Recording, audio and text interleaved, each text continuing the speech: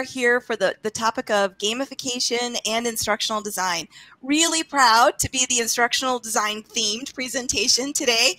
I know there's some instructional designers out there who are actually watching us and want to hear what we have to say, so there's already a crowd coming in for this topic. And as far as I know, in the memory of education summits, this may have been the first one that got instructional design directly in the title. So yay us that we got to be the first group. So real briefly, I'm Heather Dodds. I work at my own consulting business where I help institutions adopt virtual reality solutions, and I focus on implementation. That's my strength in instructional design.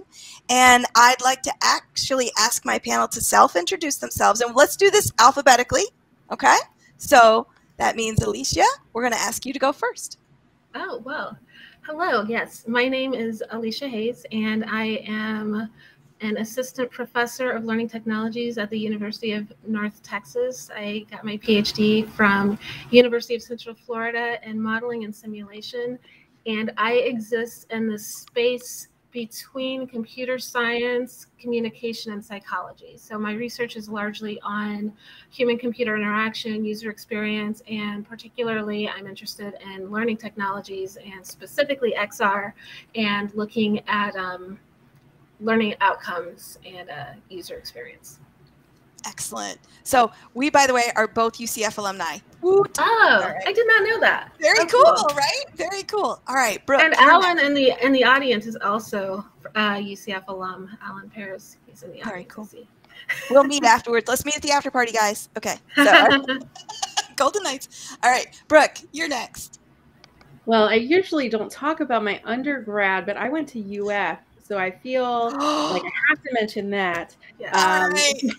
So we'll give you credit. Totally. My name is Brooke Morrell. I am the Senior Director of Education at Schell Games. I'll talk more about the studio later, but just my background, I've been here about 8 years now, and I came from earning my PhD in psychology and my master's in behavioral science. So the reason that I am at a game development studio in the industry side is because I recognize the power of putting well-researched and evidence-based practices into games and impacting players across a wide variety of situations. So that is what I am passionate about, and that's why I'm here. Thank you so much. That's great. All right. And Stylianos, if we got your sound working? I think so, hopefully. Yes. Wonderful. Okay. Well, you know, I'm on the other side of the world, so it takes a while. So it can be challenging. You know, we have all the ancient technologies, but sometimes modern technologies need time to adjust to the reality that exists here. So my name is Stylianos Mystakidis, and I'm a learning innovator. I'm a playful researcher on game-based learning in XR and MetaVRse. And I'm also passionate about improving learning and education through games and game-based approaches. And I'm researching from different angles. And I'm also rooted very much into practice and application of everything that we do.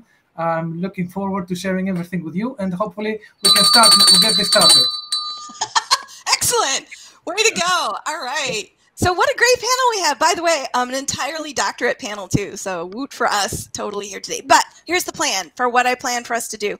We're going to do just a little bit of academic stuff because I do want to talk about definitions of some terms at the beginning. But then we're going to take right off and get into the details. And we're going to land the plane on things that instructional designers can take with them as they think about incorporating XR and particularly gamification ideas in XR. So we have a journey ahead of us, and we also are very aware that we're the pre-show for an astronaut. So, so people are going to be coming in and watching us as they're getting probably ready for the next one. So we're going to knock their socks off. We're going to be great. Okay, so just really quickly, verbal description, because I actually believe in this form of accessibility. I'd like, if anyone's just listening to this presentation, I'll mention that I'll do it for all of us, guys. So I have blonde hair, blue eyes, and I'm wearing a peach shirt. So that's the voice of Heather that you're hearing right there. The voice you heard just before mine was Stylianos. He has dark hair, a beautiful smile, and is wearing a blue shirt.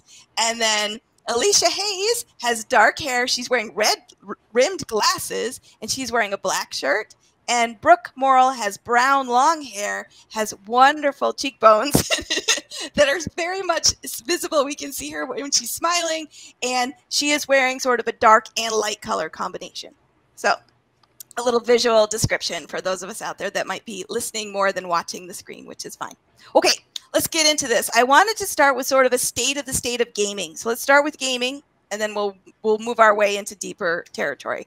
And I actually asked Brooke to take this question, representing Schell Games. I actually went and got the clip that was found in multiple places from Schell Games' website. Schell Games is the largest full-service education and entertainment game development company in the United States. And when I was watching the little sort of like get ready video coming out of Schell Games, there were names like Disney, there were names like PBS Kids listed, and I was super impressed. So I thought, Brooke, maybe you could give us a state of gaming. Yeah, I absolutely appreciate that.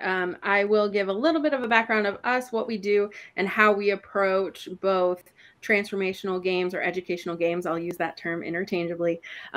And accessibility, because that sounds like it's going to be a big topic of conversation for a lot of us. So I mentioned that I've been here for 8 years, but the studio's been going strong for about 20 years now. We have grown from a team that was a handful. They were their own development team, all the way up to over 150 people at this point. We do both private client work, we do grant-funded client work, and original IP games, which is why you see so many different clients and so many different types of experiences in our portfolio. We also purposely focus on both entertainment and educational projects, which is different than a lot of studios who focus on one specific thing. We like to keep things broad. Our 4 main areas of business are education, health, home entertainment, and theme parks and museums.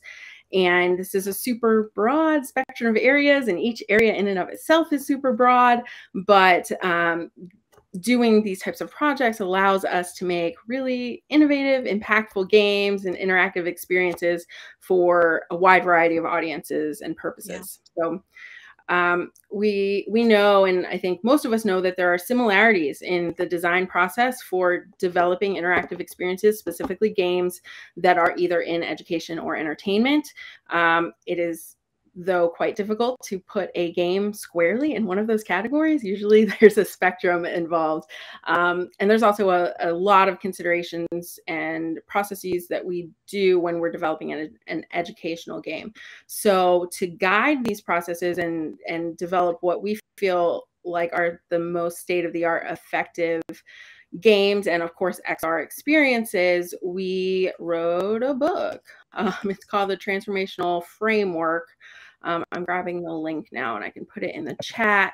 You can download the PDF for free. So hopefully you find that useful. I will have to provide that later. My chat window is not showing up. I will do it during the next piece. But basically, the Transformational Framework is a design guide for design leaders that walks through the considerations that we make and the questions that we ask when we're developing an educational or transformational game. So in sum, basically, we ask, what question are we trying to, what transformation are we trying to make? How are we trying to impact the player? And the second question then, once we figure that out, is what evidence-based practices and what real-world things exist that already bring about that change? And then the third question that launches the rest of development is, how can we best choose and create game mechanics that support those learning goals and those objectives? So that is the basics of how we approach that process. And we found it to be really effective and really helpful when we're walking through answering the questions ourselves, but also when we're working with clients who might know they want to make an impact, but need some help diving in on and figuring out exactly what kind of impact. Right. That's great. Okay. Groovy. Oh, sorry. Did I stop you? Okay. That's okay. We have limited time, so we can certainly move on. I'll fit the accessibility stuff in later. That's true. That's true.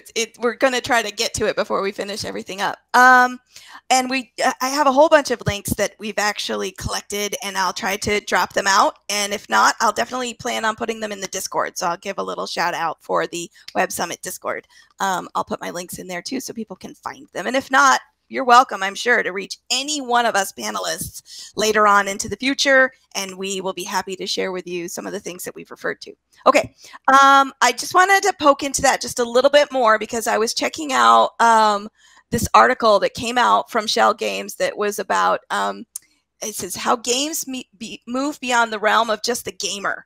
Because we're headed towards gamification, so that's our destination today, and there's probably plenty of people sitting in the audience going, yeah, but just don't make it sort of cutesy and throw gold coins on it.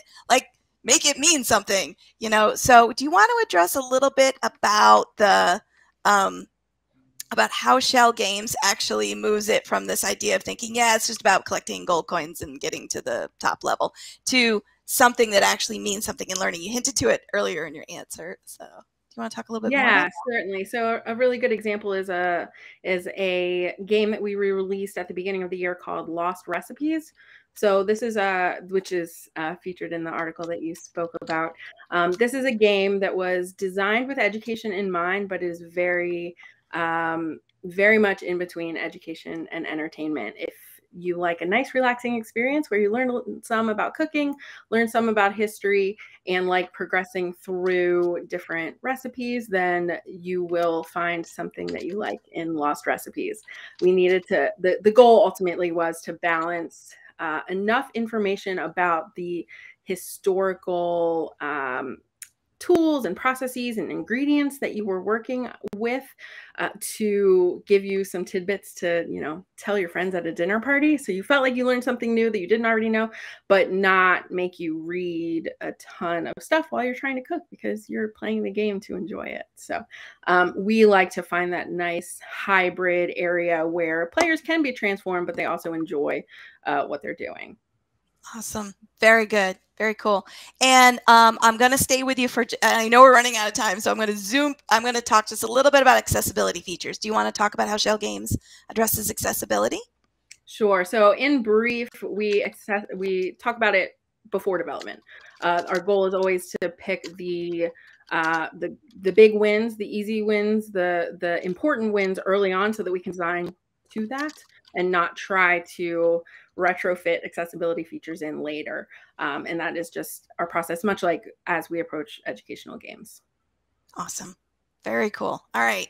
And I've been dropping a couple other links that should be coming out for you guys in the chat. Now I'm going to move on to this idea of gamification because it's distinctly different from just gaming. And Aleshia, we picked you out to take that heavy burden for us. So can you separate gaming from gamification?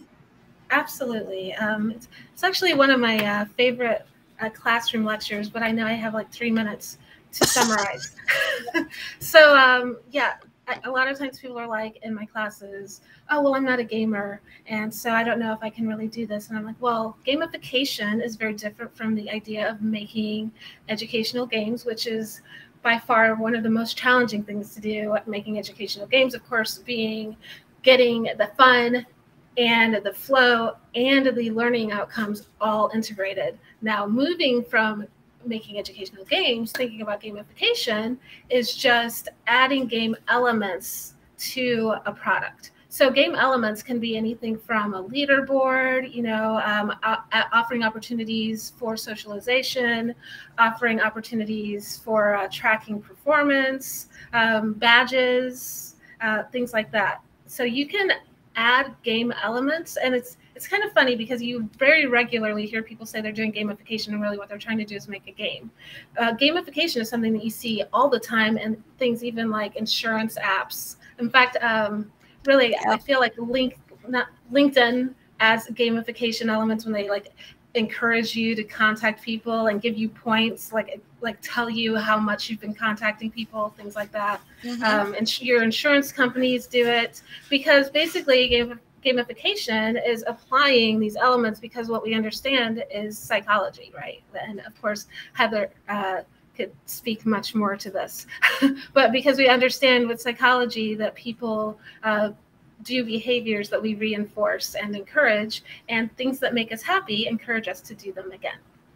So awesome. Of course, also like things like TikTok, so good at applying game elements to TikTok. How many people have you contacted? Oh, we want contact more friends. And just really quickly, I wanted to address, because we kind of skirted around it, the idea of the kinds of people who engage with this, because you mentioned some people are not gamers, and I always remind people of one of my favorite models, which is Bartle's player types, and the idea that you can be a gamer who likes being an achiever, like getting all the points, or you can just be a gamer who's just like, ooh, I wonder what this is like, and exploring and trying to see what's around. Or you can be a gamer who is the killer, and you can be a gamer who is a socializer. And of course, this is like a spectrum, so you can exist in multiple places on this. But I think that part of what we have to understand when we're thinking about gamification and the level to which we add game elements, like you said, don't just throw gold coins on it. Some things, some environments, some contexts, some students would love for you to throw gold coins on it. So you really have to do a thorough analysis of your context and your user to do effective gamification. Excellent. Excellent points. I love this. I hope folks in the audience are loving it. Okay. So now this next question will be for all three of you, which is explain what you think the influence of gamification is in instructional design or in learning. You can take it from either approach. So how do you see gamification influencing the learning process from where you see it? And since Stylianos, you haven't had a chance to actually go first yet, I'm going to let you go first this time. Is he there? Thank you very much, Heather. Yep. Yep. I'm here. Hopefully you can hear. Yep. Might have a lag in. So far we have heard about games, also about gamification. I'm also advocate of let's say another flavor of play-based approach that I call playful design or playful learning. Or so that's an example. I see it as an entry for anyone interested in gamification, and some example by a new layer on top of it. So setting up a story and portraying your students as the heroes.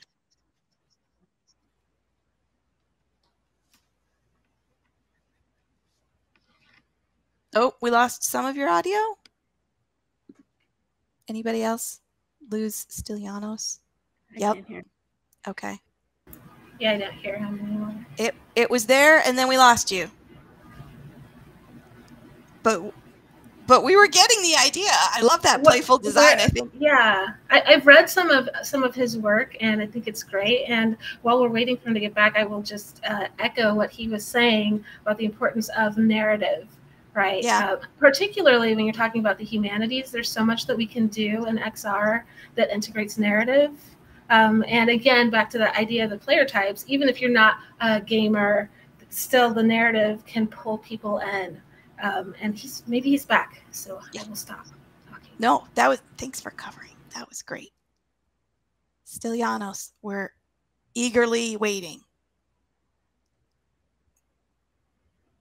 Patiently. Oh, you're there, but now no audio. So we can see you. Okay. Okay, we're not getting. I was going to say, I can piggyback really fast on the narrative point. We worked on a project with Dr. Deepika Mohan. She's a trauma surgeon at the University of Pittsburgh. It was in short, a physician training game. And her hypothesis was that physicians would be more immersed in the experience and the training if there was a compelling narrative, and that turned out to be true, had great behavioral outcomes. Interestingly, the physicians reported that they felt like it was a waste of time and they preferred the dry training and reading, but they did better after playing the game. So I'll take the impact over with. Hashtag can't please everybody, right? Yes. I want to. Oh wait, is Stylianos, are you back? Can we? I feel like we can hear him now. Maybe. Nope. We want to. Well, we want to so badly. Yes, definitely. I want to piggyback off of what Brooke said though about the user report of like not wanting things to be gamified maybe, and I do think that sometimes we have to look at a little bit more than just self-report, because that's part of what we look at in my research lab is like there's user reports, and I know Heather wanted me to mention the idea of social presence, and I really do a lot of research on people being connected in environments, and I'm a big proponent of making sure that we're always thinking about social learning and the fact that much of our learning is social. So yeah, sometimes people will say they want to learn alone and they want to be at home and they don't want to be bothered and they want it to be as seamless as possible. But sometimes people don't choose what's best for them as far as things that are engaging or that will create the best learning outcomes. So that's also why we do research. That's why we have jobs, is so that we can do research and we can not ignore the user self-report, of course, but we can kind of triangulate between things like self-report, what we observe, physiological measures, and actual learning outcomes. And then we can say, well, even if you don't like it, this is what's going to teach you the best, and we'll transfer more into practice. And that's really what we want when we create these systems, not just to have them do well in a test, but to transfer skills that we teach into the real world. Awesome. Thank you. Stylianos, we got you now? Yep, you do. You do. Yeah, Go. you do. Unfortunately, apologies for this. Well, I was mentioning that education is all about behavior, and behavior is all about motivation and also ability, plus prompts, as well as folk models tells us. Therefore, we need to focus on motivation, on enhancing the motivation of both teachers and students. Therefore, coming back again on the importance of gamification, all game-based solution and approaches to education, I think that can be great for enhancing, especially the intrinsic motivation. That's why we think educators and instructional designers need to be flexible and apply whatever is native and they feel like that is appealing to them, and it's also appropriate for the context that they are in, just like Brooks also mentioned. Of course, if something is incompatible with a specific audience or their desires, that's not necessary. It's not. It's a means to an end. It's not something that you need to do so as to check a box or to be in trend or to demonstrate that you are a great teacher. I think we can all agree that the feature of a great teacher is a passion and deep love for the content, and also a deep interest into the progress and the success of the students. And this can have many manifestations. One can be this playful disposition, this playfulness, this game-based approach, or gamifying course. And if someone is interested, as said, we'll be more than happy to jump some links so that you can see what we have done and how we have applied this model for playful design. Now, but thank you, everyone. And we've been dropping links like crazy. Thank you, Karen, for picking them up and bringing them over to the crowd. We really didn't want to leave without giving you guys stuff to actually have to take home. So thank you so much. And thank you to my panel for hanging in there. Wonderful panel. Thank you all. Yeah, really great. Gosh, I wish we had so much more time. We're going to have to go to multiple days next time. So yes, so wonderful. Thank you, Heather. Thank you, Brooke. Thank you, Stylianos. Thank you, Aleshia.